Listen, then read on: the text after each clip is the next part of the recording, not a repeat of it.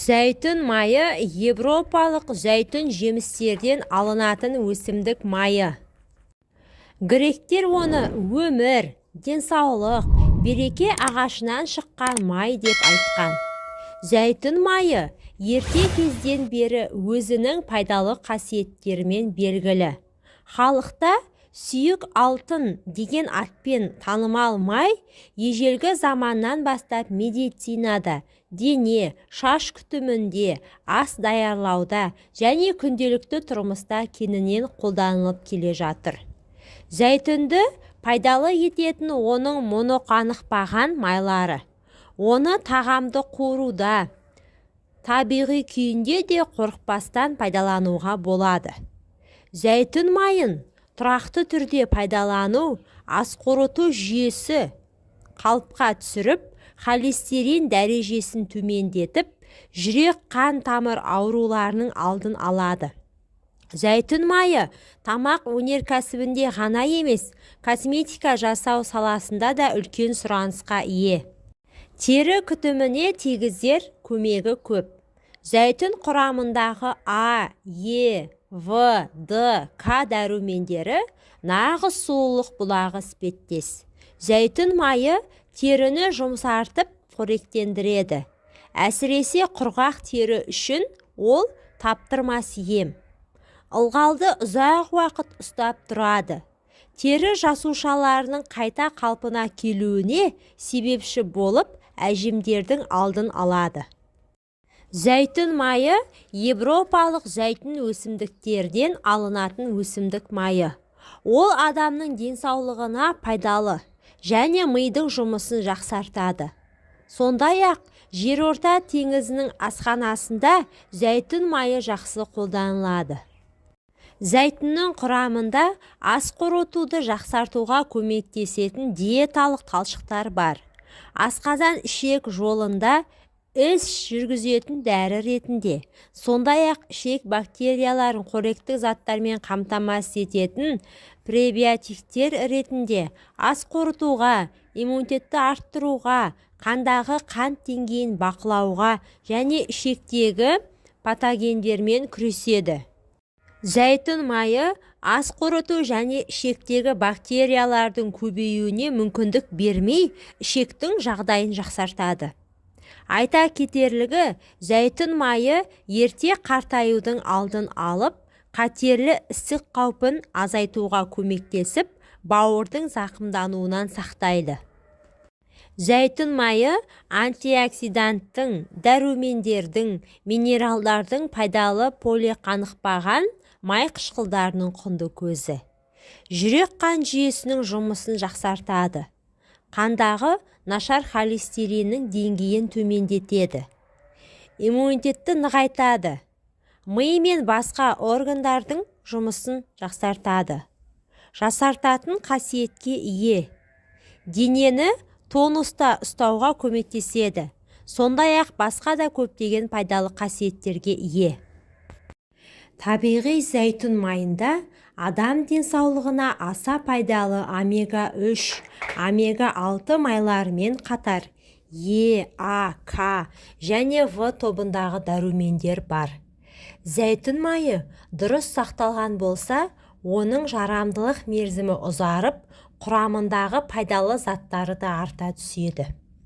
Бірақ мамандар мұндай майға қарағанда балғын түрін пайдаланған абзалырақ дейді. Арықтау үшін зерттеулер нәтижесіне сүйенер болсақ, арықтау үшін зәйтүн майын лимон және балмен қосып ішу керек екен. Бұл қоспалардың қай-қайсысын алсаңыз да өзінің құрамымен, пайдалылығымен ерекшеленеді. Ал үшеуінің қосындысы күшті нәтиже берері сөзсіз. Мысалы, бал ағзадағы артық майларды тез ерітетін қасиетке ие болса, лимон артық сұйықтықты шығарып, холестерин деңгейін төмендетеді. Ал зәйтүн майы ағзаға өзінің емді құрамы арқылы күш-қуат беріп, нәрлендіре түседі. 15 мл зәйтүн майында 120 кал бар. Бұл майдың құрамының аздығын көрсетпейді. Дегенмен, ағзаны тазалауға жеткілікті деуге болады. Егер майдың көлемін арттыратын болсақ, артық салмақпен күресу қиынға соғады. Сол себепті де аш қарынға майды қабылдағанда мөлшерден асырмаған дұрыс. Сондай-ақ таңертең нәр татпай тұрып, зәйтүн майын ішетін болсаңыз, біраз уақытқа дейін қарынның ашқанын сезбейсіз. Зәйтүн майының өзінде ішуге болады. Арықтауды армандап, семіздіктен арыла алмай жүрсеңіз, таңертең аш қарынға бір ас қасық таза зәйтүн майын ішіңіз. Бірақ мынадай жағдайларда майды ішуге рұқсат етілмеген.